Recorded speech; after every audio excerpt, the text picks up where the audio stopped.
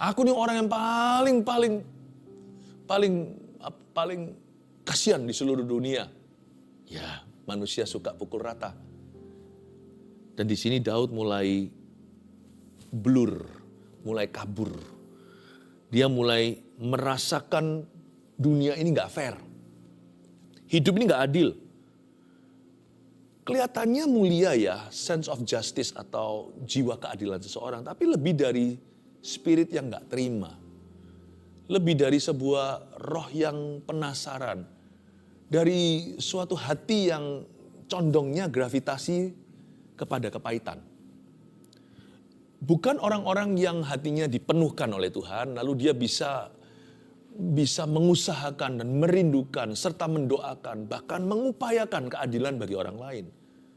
Ini orang yang memuji orang dengan harapan supaya dia dipuji. Jadi itu hanya pancingan. Lain cerita kalau hati kita sudah penuh dengan rasa aman dari Tuhan, kita memuji orang lain itu tulus. Nggak kepingin dipuji kembali. Ada orang yang menginginkan keadilan karena dia sendiri merasa, aku nggak diperlakukan secara adil.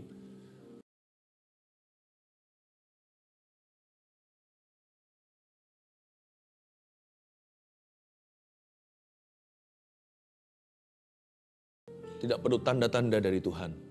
Kami percaya, kalau Tuhan berkata tidak pernah meninggalkan, berarti Tuhan tidak akan meninggalkan kami, anak-anaknya, di masa-masa susah.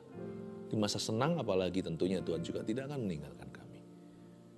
Bahwa hati kami mendekat, firman-Mu berkata, mendekatlah kepada aku, maka aku akan mendekat kepadamu. Biar itu terjadi bagi keluarga Saat Teduh. Urapi hamba-Mu, sembunyikan di balik salib, seperti biasanya Tuhan. Dalam nama Yesus, haleluya. Amin. Puji Tuhan. Hari ini saya mau kita belajar dari sebuah mazmur yang tidak populer. Tapi saya suka kitab Mazmur. Mengapa demikian? Karena kitab Mazmur itu realistis ya. Menjamah setiap realita kehidupan dan jenis-jenis orang. Mazmur tidak ditulis oleh orang saleh, tidak ditulis hanya oleh nabi, tapi orang berdosa yang bergumul seperti kita sehari-hari. Khususnya Mazmur 10, saya berikan tema khotbah renungan singkat hari ini, sewaktu Tuhan terasa jauh. Pernah merasa jauh? Pernah merasa jauh dari Tuhan? Atau sebaliknya, merasa Tuhan kok jauh ya dari hidup kita ya? Kalau nggak pernah, namanya bukan manusia. Jujur saya pun pernah, dari waktu ke waktu saya alami, hanya tidak nampak. Bukan karena saya sembunyikan, karena saya hidup dari iman. Saya hidup oleh iman saya, bukan oleh perasaan. Nah, kalau kita mau ikut perasaan, roller coaster nanti naik turun, gak keruan. Tapi kalau orang bisa hidup berdasarkan imannya, kehidupan kita akan stabil. Kehidupan kita itu akan seimbang. Makanya itu, saya ingin kita belajar untuk beriman pada Tuhan. Termasuk ketika kita merasa kok Tuhan jauh ya. Perasaan sih bisa menipu ya. Tapi kebenaran adalah kebenaran. Tuhan tetap ada di dekat kita. Dia berjanji tidak pernah meninggalkan kita, tidak pernah menolak kita. Ya sudah, terimalah mentah-mentah. Namanya aja Immanuel, Allah beserta. Dan Yesus berkata, aku menyertai kamu senantiasa sampai pada akhirnya. Udah, pengetahuan itu cukup. Gak perlu minta tanda peneguhan apa. Itulah pengenalan akan Allah. Tapi Mazmur 10 ini bagus sekali. Ini mazmurnya orang yang merasa Tuhannya jauh. Kita baca dulu ya. Ayat 1. Mengapa engkau berdiri jauh-jauh ya Tuhan, dan menyembunyikan dirimu dalam waktu-waktu kesesakan. Karena congkak orang fasik, giat memburu orang yang tertindas. Mereka terjebak dalam tipu daya yang mereka rancang. Karena orang fasik memuji-muji keinginan hatinya. Dan orang yang loba mengutuki dan menista Tuhan. Kata orang fasik itu dengan batang hidungnya ke atas. Allah tidak akan menuntut. Tidak ada Allah. Itulah seluruh pikirannya. Tindakan-tindakannya selalu berhasil. Hukum-hukummu tinggi sekali. Jauh dari dia. Ia menganggap remeh semua lawannya. Ia berkata dalam hatinya, aku tak akan goyang. Aku tidak akan ditimpa malapetaka turun-temurun. Mulutnya penuh dengan sumpah serapah, dengan tipu dan penindasan. Di lidahnya ada kelaliman dan kejahatan. Ia duduk menghadang di gubuk-gubuk, di tempat yang tersembunyi. Ia membunuh orang yang tak bersalah. Matanya mengintip orang yang lemah. Ia mengendap di tempat yang tersembunyi. Seperti singa di dalam semak-semak. Ia mengendap untuk menangkap orang yang tertindas. Ia menangkap orang yang tertindas itu dengan menariknya ke dalam jaringnya. Ia membungkuk dan meniarap. Lalu orang-orang lemah jatuh ke dalam cakarnya yang kuat. Ia berkata dalam hatinya, Allah melupakannya. Ia menyembunyikan wajahnya dan tidak akan melihatnya untuk seterusnya. Bangkitlah ya Tuhan. Ya Allah, ulurkanlah tanganmu, janganlah lupakan orang-orang yang tertindas. Cukup sampai ayat 12. Sejauh ini aja membaca ini gak mudah. Saya yakin Anda setuju. Isinya keluh kesah. Siapa yang menulis ini? Ini adalah sambungan dari pasal 9. Pasal 9 ayat terakhirnya itu bunyinya sela, berarti ada kata pause, berhenti, karena Mazmur itu lagu.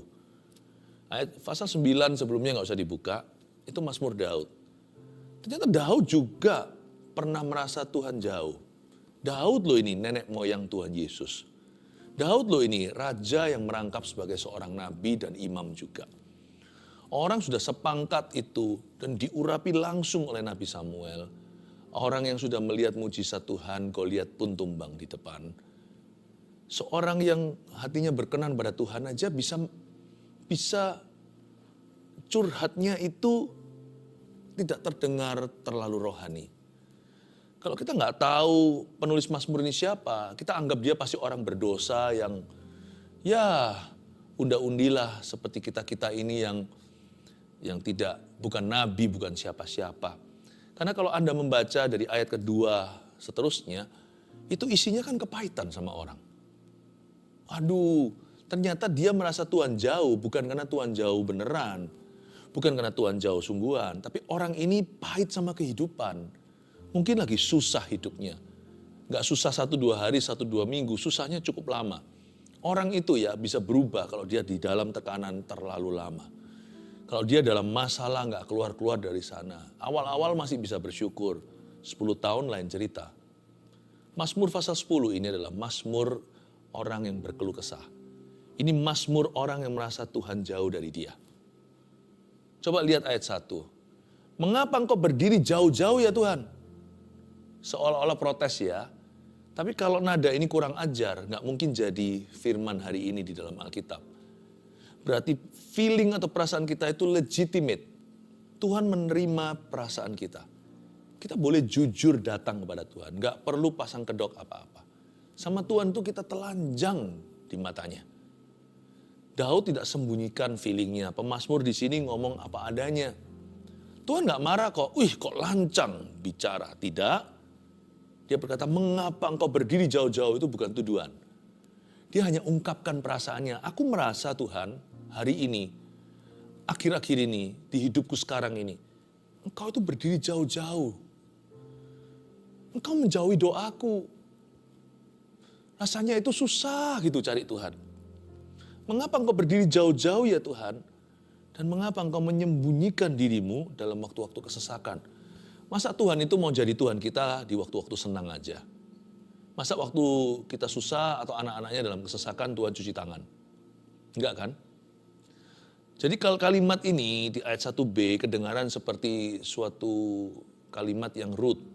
Kalimat yang gak boleh ngomong gitu sama ortu atau sama orang tua. Apalagi sama Tuhan. Tapi Tuhan oke tuh. Jadi firman, hari ini jadi logos, jadi Alkitab tertulis. Kenapa engkau menyembunyikan dirimu dalam waktu-waktu kesesakan? Bukanlah sebuah fakta. Hanyalah sebuah ungkapan perasaan. Sah-sah saja. Sekali lagi, perasaan kita itu sah-sah saja. Tapi perasaan kita bukan finalnya. Perasaan kita boleh legitimate di hadapan Tuhan. Tapi Tuhan tidak menganggap perasaan itu final. Jangan jadikan perasaan Anda itu omega. Alfa omega yang awal dan akhir. Perasaan bukan yang awal. Perasaan juga jangan menjadi yang akhir. Jangan menentukan tindakan. Perasaan kita boleh sah di hadapan Allah, tapi tidak final. Nah sekarang kalau kita baca ayat berikutnya, kita baru mengerti mengapa ya Daud itu merasa jauh dari Tuhan. Mengapa dia merasa jauh dari Roh Kudus? Ternyata di sini ada faktor M-nya, faktor manusia atau faktor O, yaitu orang. Biasanya orang itu nggak ngerasa semerta-merta lalu tiba-tiba rasa jauh dari Tuhan atau Tuhan jauh dari dia. Biasanya ada pengalaman-pengalaman pahit, ada masa-masa susah, ada masa paceklik berkepanjangan, dan itu pertama pelan-pelan menggerus hati dan rohani. Sehingga dia awalnya itu jatuh cinta sama Tuhan, dia kehilangan visi dan tujuan. Mulai disorientasi, mulai tidak termotivasi. Lama-lama hatinya hambar. Hatinya kecut, hambar, kepahitan, kecewa. Semua itu virus-virus rohani dan virus-virus emosi. Karena congkak orang fasik. Giat memburu orang yang tertindas. Mereka terjebak dalam tipu daya yang mereka rancangkan. Dia mulai singgung orang congkak. Kira-kira ginilah bahasa modernnya. Orang itu sombong kali ya. Gitu aja bangga, gitu aja gaya. Dimulai ketika dia lihat orang, hatinya mulai berapa senti ditarik jauh. Bukan karena dia memang kepo sama orang lain atau mau tahu, bukan. Tapi mungkin dia sendiri susah, lihat orang memegahkan diri di atas kesusahannya. Agak ada perasaan gak terima, sangat lumrah sebagai manusia. Karena congkak orang fasik giat memburu orang yang tertindas. Dia menganggap dirinya lah yang tertindas. Kalau Anda membaca ayat 2 ke bawah, itu ada banyak sekali ulasan-ulasan pemazmur. Pada dasarnya dia itu mengeluhkan dan dia menganggap dirinya orang yang tertindas itu. Dan dia mulai sindir dalam doanya. Nggak tahu apakah doa atau tidak, pokoknya dia berkeluh kesah. Tapi Mazmur itu lagu, jadi lucu ya. Dasar pemusik, dasar seniman. Bagusnya di sini kalau takut akan Tuhan. Kita bisa ekspresikan perasaan lewat lagu. Dia bikin lagu tapi isinya keluhan, ya nggak apa-apa lah. Mendingan daripada berdosa. Boleh marah, tapi jangan berdosa. Dalam marahnya Daud pun nyanyi. Tapi isinya curhat semua. Sombong orang itu Tuhan. Sombong banget orang itu. Ayat 3, karena orang fasik memuji-muji keinginan hatinya. Dan orang yang loba mengutuki dan menista Allah, menista Tuhan. Awal mula dia menaruh dirinya di posisi Tuhan. Bersama Tuhan maksudnya. Dia nggak terima lah. Orang itu kok bicaranya sembarangan, sembrono terhadap yang Maha Kuasa. Tapi ini ironis kalau Anda lihat ayat 1. Dia sendiri ngeluh ke Tuhannya. Dia sendiri ngeluh ke Tuhan Yesus. Mengapa engkau berdiri jauh-jauh Tuhan? Mengapa engkau menyembunyikan dirimu waktu aku sesat? Kenapa kau diam aja disikat orang? Dan sekarang aku disikat orang, Tuhan juga diam. Ingat ya, selalu ada hubungan. Kalau kita nggak jaga hati sama sesama manusia, lama-lama kita juga akan kebobolan sama Tuhan. Orang yang nggak jaga spiritnya terhadap orang itu akhirnya spiritnya pun rusak. Persekutuannya dengan Roh Kudus. Misalnya kita bisa marah sama kawan teman kita, atau bahkan sama saudara sendiri, saudara kandung. Nanti kan hati kita jadi nggak keruan, perasaannya jadi susah doa ya kan? Memuji, wah pengaruh sudah. Udah nggak ada tuan-tuanan, udah nggak kerasa. Udah nggak kerasa, tadinya merasa hadirat Allah, kasih mula-mula. Nggak merasakan iman dan visi Tuhan. Oh buyar semua. Buyar semua. Karena itu hati-hati. Jaga hati terhadap manusia itu sama dengan menjaga hati terhadap Allah. Jaga, jangan sampai kecolongan di sana. Ayat 4. Kata orang fasik itu dengan batang hidungnya ke atas. Wah, kata-katanya mulai kasar, pakai batang hidung segala. Allah tidak akan menuntut. Tidak ada Allah, itulah seluruh pikirannya. Jadi kalimat dan kata-kata orang-orang yang sombong melawan Tuhan membuat hati Daud gregetan. Menjadikan dia emosian. Loh, meskipun maksud hati kita betul. Kita nggak terima Tuhan dibilang begitu. Tapi caranya salah. Petrus kan nggak terima gurunya mau dirampas dari dia. Waktu Tuhan mau ditangkap itu loh, orang bawa pentung, bawa pedang di Taman Getsemani. Apa yang Petrus lakukan? Dia ambil pedang, potong telinga orang. Kebetulan yang dipotong itu telinganya hamba imam besar yang diutus untuk memimpin rombongan. Pikirkan coba. Tuhan tetap tegur dia, jangan begitu. Lalu ditempelkan kuping itu. Kata orang fasik dengan batang hidungnya ke atas. Words of the proud. Kalimat orang-orang yang angkuh membuat Daud terpancing emosinya. Makanya saya selalu beritahu gini, kalau ada orang yang sedang perang di media sosial. Wah, berdebat nggak keruan. Saya selalu beritahu sama jemaat GMS dan saya ajarkan juga pada keluarga saat teduh bersama. Dua-duanya keluarga yang saya cinta, keluarga rohani.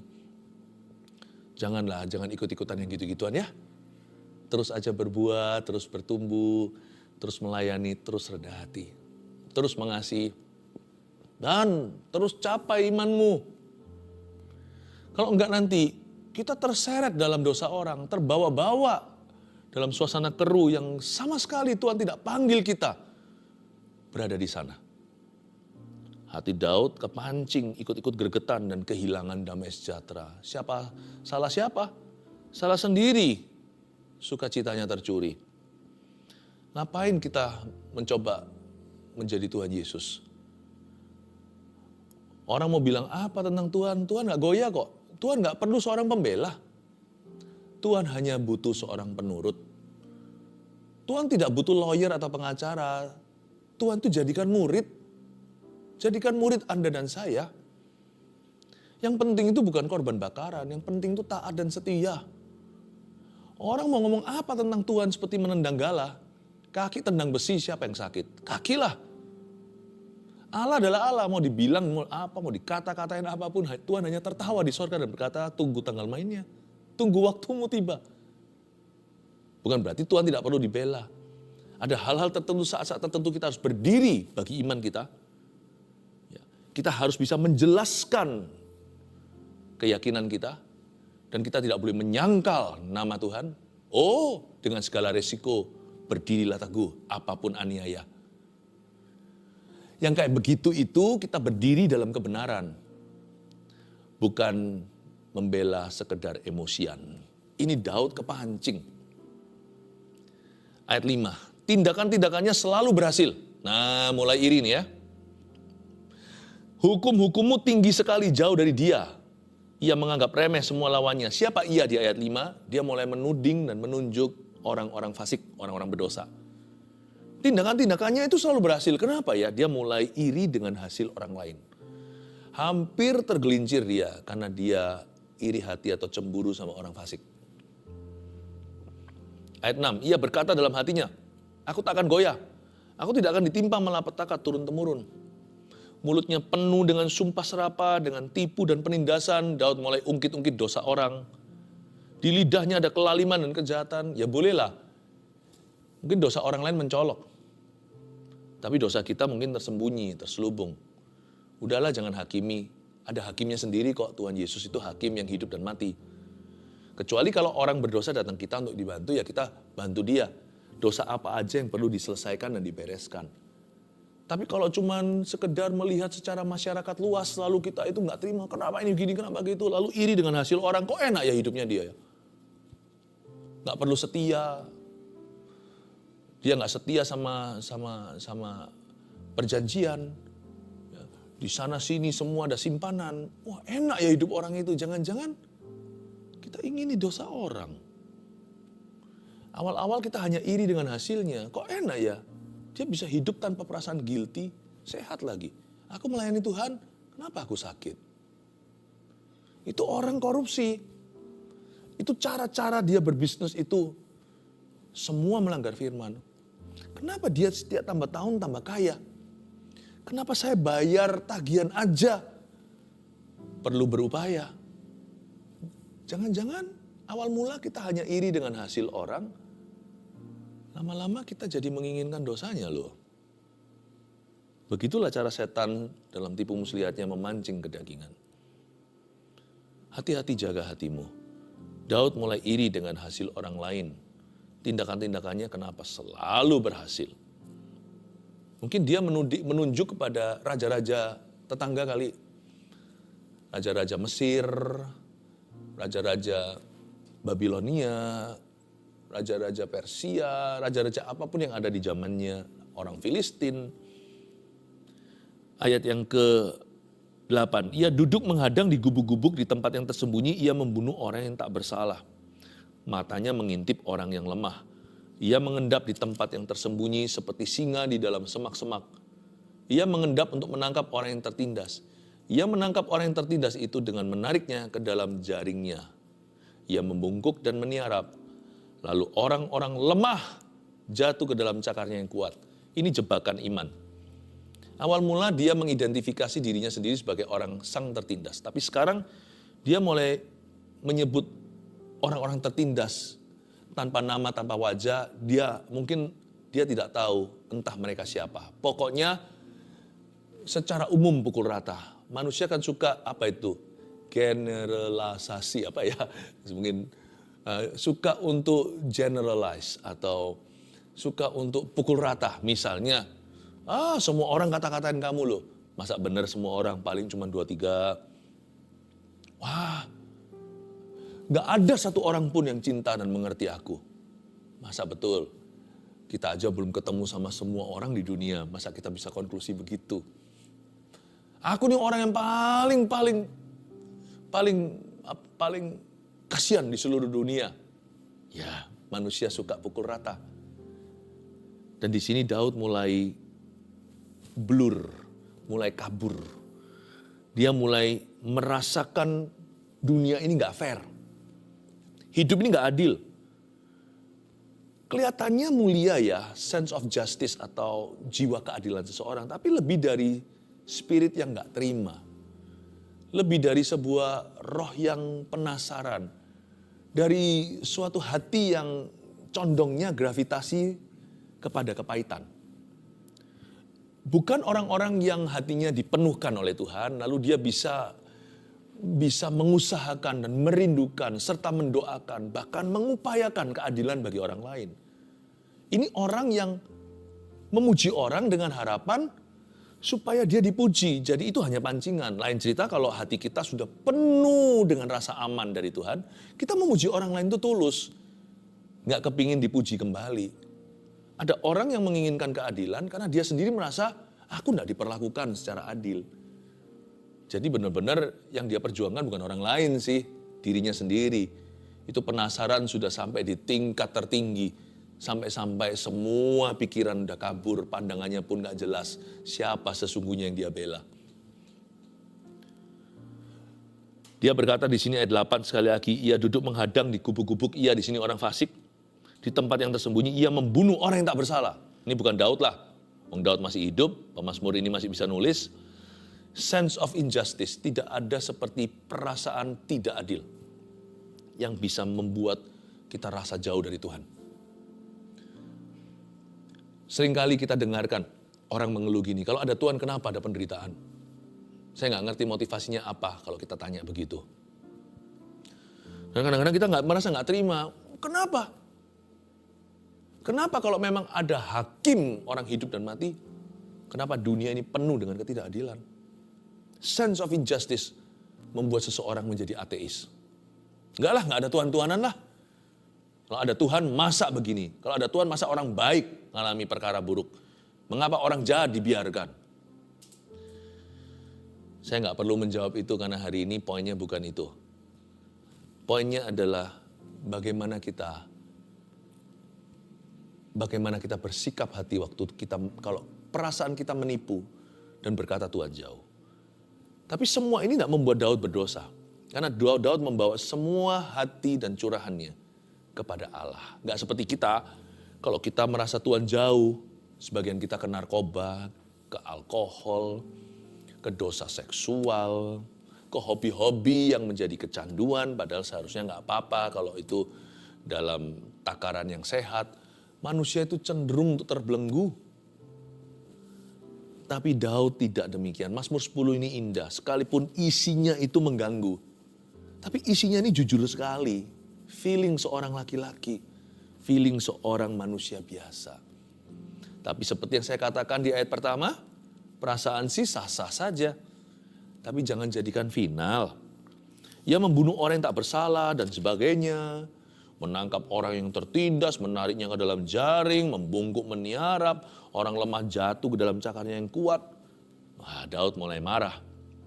Ayat 11, ia berkata dalam hatinya, Allah melupakannya, ia menyembunyikan wajahnya dan tidak akan melihatnya untuk seterusnya. Disinilah di ayat 11, karena terlalu sering dan terlalu melihat fakta dan realita, dia mulai percaya kata-kata orang fasik, tapi untungnya dia bawa dalam doa. Their words finally have gotten to him. Dalam bahasa Inggrisnya. Hati-hati ya. Dalam candaan misalnya, wah gini ya kamu, wah memang kamu itu dari antara kita semua paling gak pinter ya.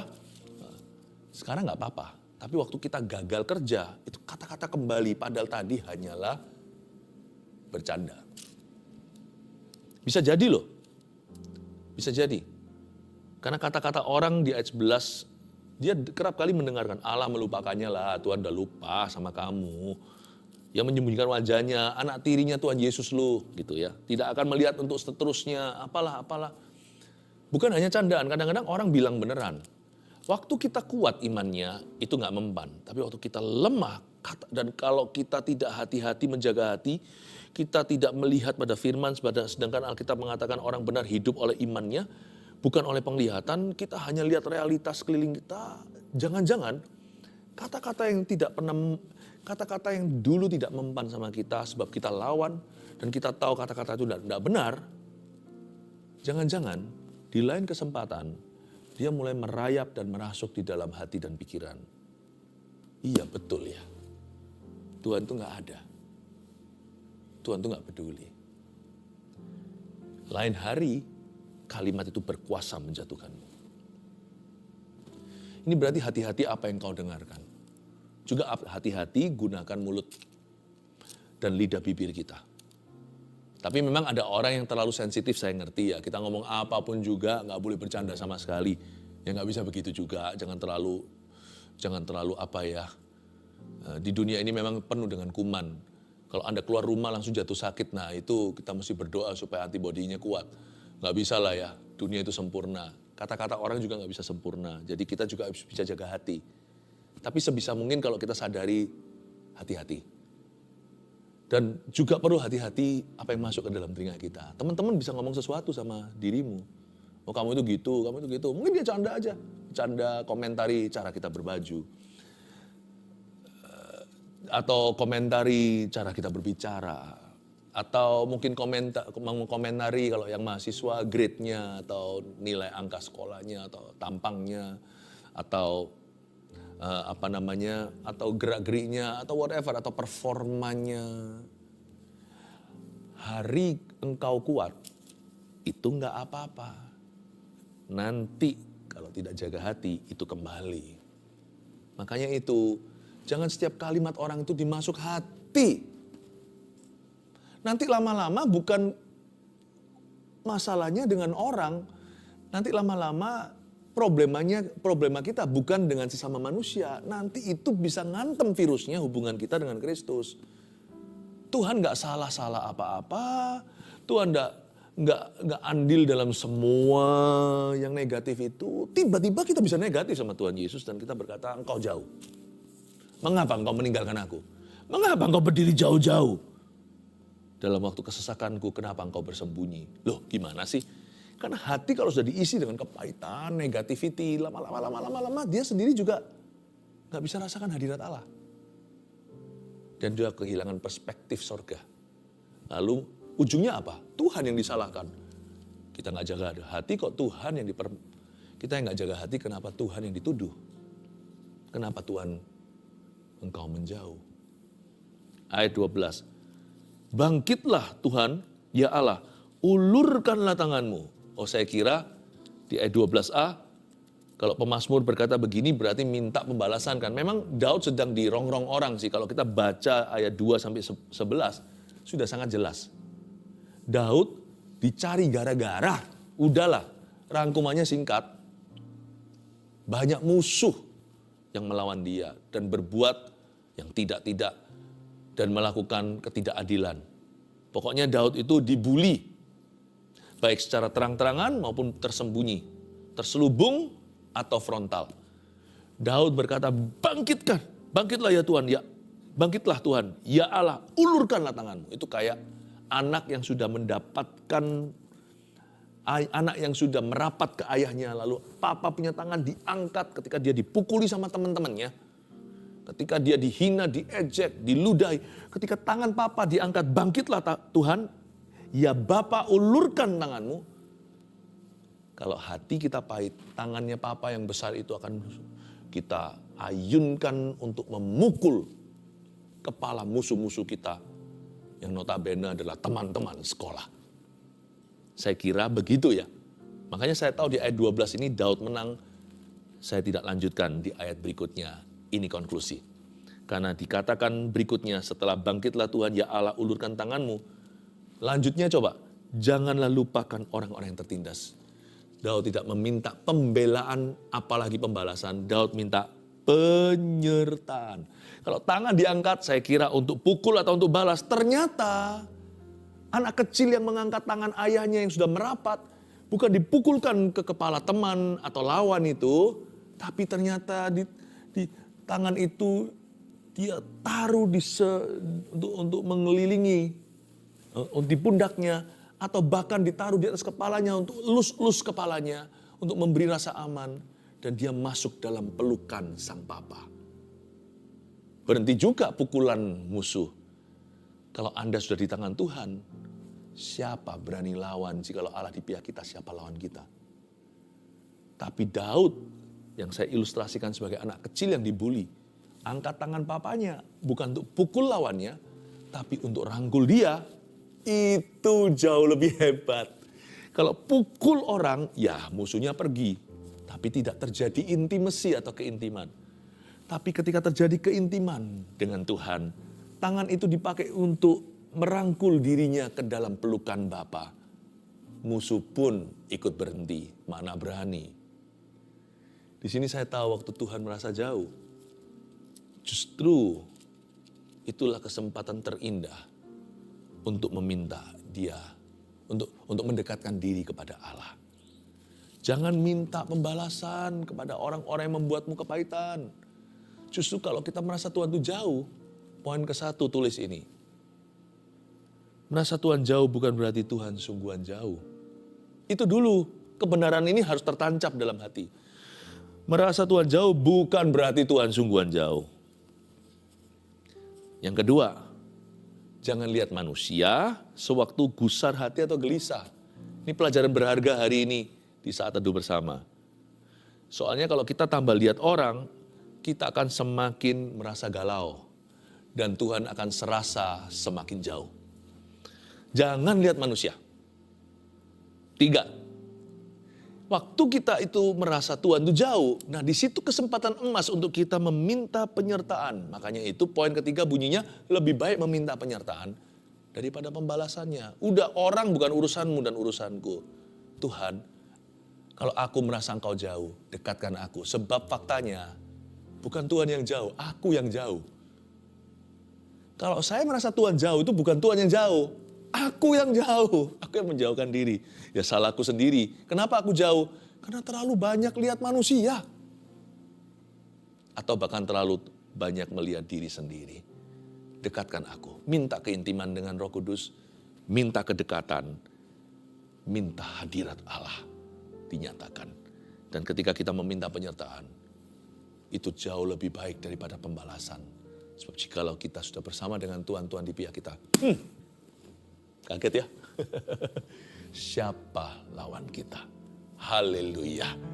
Angkat tanganmu. Terimalah berkat dari Allah Bapa, Putra, Roh Kudus. Dia Yesus yang tidak pernah jauh dari setiap kita. Dalam namanya. Amin.